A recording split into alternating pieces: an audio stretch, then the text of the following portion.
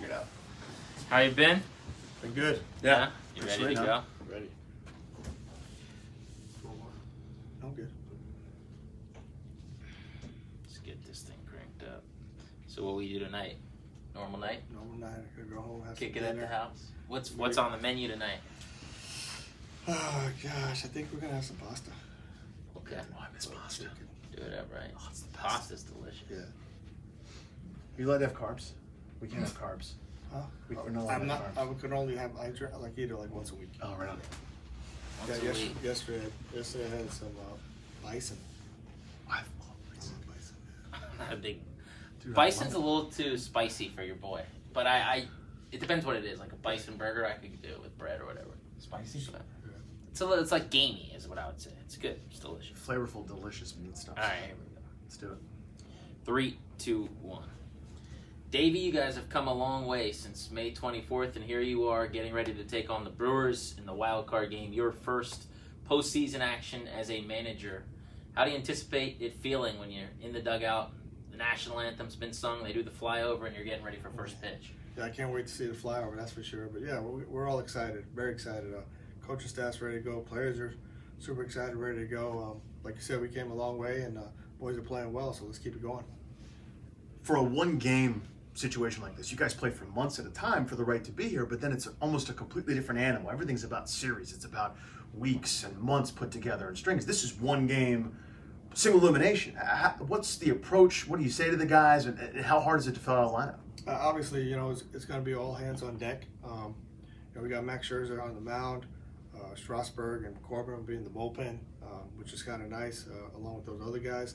But the message all year long is just to stay in the moment. Go 1-0 every day. So we got game 163 tomorrow, and the objective is to go 1-0 and move on from there. Clearly, you would want a natural reliever to come in if Max has to leave an inning, I would imagine. Give the clean sheet to Strasburg or to Corbin if they were going to throw a frame. But if Max goes 7, could they get a late inning, or would you rather just go with one of your natural relievers? What's your mindset on actually using those guys? Everyone's talking about them as if we're definitely going to see them, but that's not necessarily the case. No, that's not necessarily the case. Like I said, if we're up, a bunch of runs, or just up in general, yeah, we might do something different. I don't want to show my hand right now, but we got a lot of different scenarios that we've talked about, and like I said, the best thing is that Max goes 8 innings, and just we could go to how do you do right away for the victory. So we just have when the game starts, and then in-game decisions and high leverage situations and things of that nature, things always arise and things change. So we'll have to wait and see how it plays out. Nats manager Davey Martinez on Grant and Danny. Was it a difficult decision to go with Max Scherzer? A lot of people thought the way Strauss threw, maybe he worked his way into at least making it tough on you. Yeah, it was tough. I'm not gonna lie, but the options were phenomenal. It really was. I mean, just having Strauss and Max, I thought it'll work best if Max got the start, and then you had knowing that we had Strauss in 5 days rest. Available in the bullpen. I talked to him. He has mentioned that he's done this before, and he was all up for it. So he's all gung ho about it. So let's just concentrate on Max going out there and giving everything that Max has. Davey, Craig Counsell last year in this game threw about 17 different guys. The beer vendor got an inning. The play-by-play guys got to throw a couple pitches. How does that create more of a challenge in kind of writing your lineup in, trying to play chess before the board's even set, or do you just say this is what we're going to do against the starter and then we'll react accordingly? Yeah, our lineup is our lineup. I mean, we got professional hitters in there, veteran guys, young guys. So we're gonna write it out. Yeah, of course we got some guys, veteran guys too, that come off the bench that we can plop in and pinch hit for the pitcher.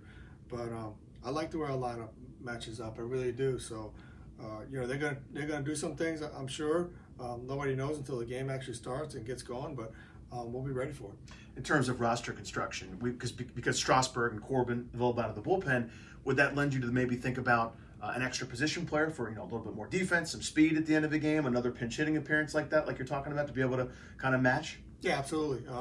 We're weighing all our options. Like I said, I still got a couple more meetings this afternoon, but we're weighing all our options.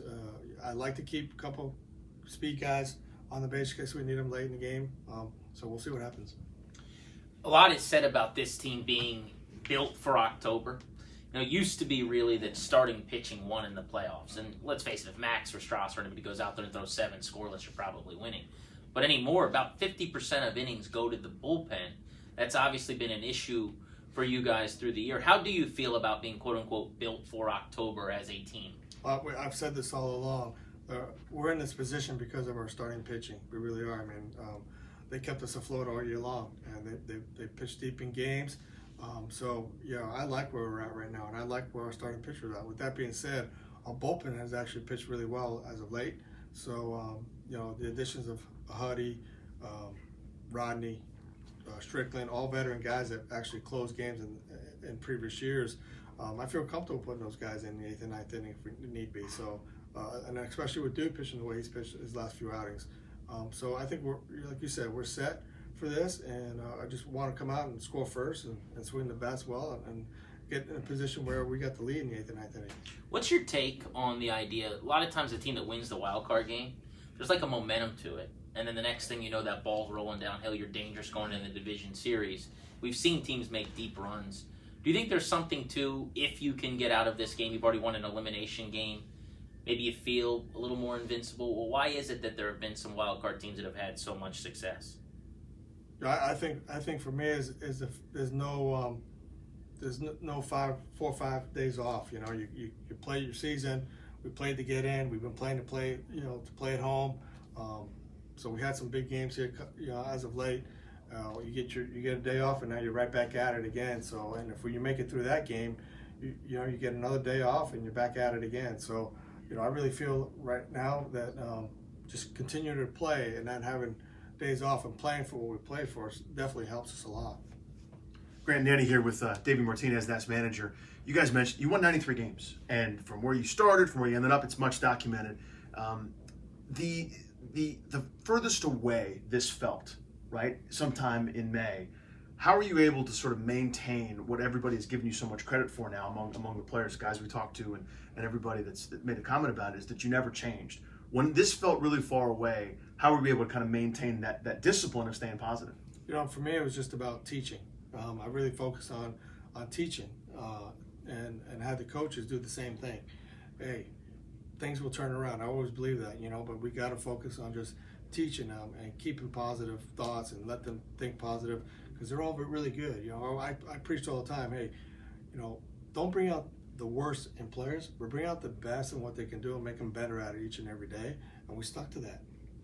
For Max and Sean Doolittle, guys you mentioned previously, Max getting the ball to start the game, ideal scenario, hand it to Do in the 9th to kind of close it out.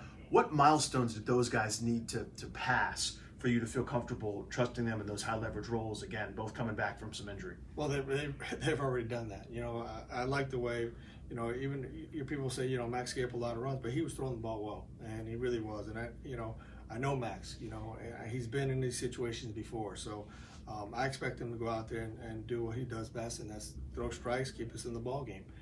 Same thing with Do, we eased Do back, and as his last 4 or 5 outings, he's thrown the ball really well. He touched 95 his last couple outings, so I feel like he's very comfortable in that role again and closing games.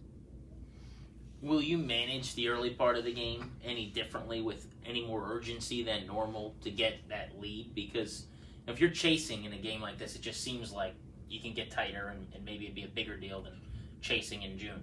Yeah, our basic success is when Trey and Eden get on base and make things happen. We need them to get on base, and they know that. So I want them to go out there and have fun, play, and be aggressive. I want them to be aggressive too on the bases. I want Trey to get on there, and if he can steal a base, steal a base. Same thing with Eden. But yeah, we're going to try to play to score first and score early, score often. That's the name of the game, and hopefully we do that. Last time you were in the playoffs, you were on Joe Madden's bench with the Cubs, and they went on to win the World Series, obviously. What elevates? What's different? What feels differently for you in a postseason game as a guy who's been around a bunch now? It's the adrenaline. It really is. You get fired up for these games, and it's postseason. You started spring training in February. You went through spring training.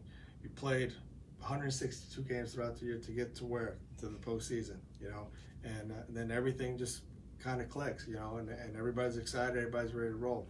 The biggest thing I tell the boys is control the heartbeat. It's hard to do, but we got to be able to control our heartbeat in big moments because you can just, it goes really quick. So just stay in that moment and focus on the moment. Don't get ahead of yourselves and just play the game that we've been playing all year. Davey, my last couple for you here. In that clubhouse, who are you happiest for that you got this opportunity to play in this enormous game here at Nats Park? Who among those guys, so many veterans in that clubhouse, kind of bucking the trend of Major League Baseball, but it's kind of cool. Who's the guy you're probably happiest for? There's not one particular guy because they've all been through the ups and downs this year. They're all contributed. They all did what we had to do to get here. I'm proud of each and every one of those guys. So to just solely pick one guy, it's tough. I can't do it because they all gave everything they had for us to be here this year. And tonight, 40,000 fans, hopefully all wearing red, going nuts. What's your message to them? Hey, get loud, cheer, and hey, we're gonna stay in that fight. I've said that all year long. Let's stay in the fight and come out and have fun, but get loud. David, thank you so much, man. Really appreciate the time. All right, you're welcome. Thanks, Dave. All right. Appreciate it, man.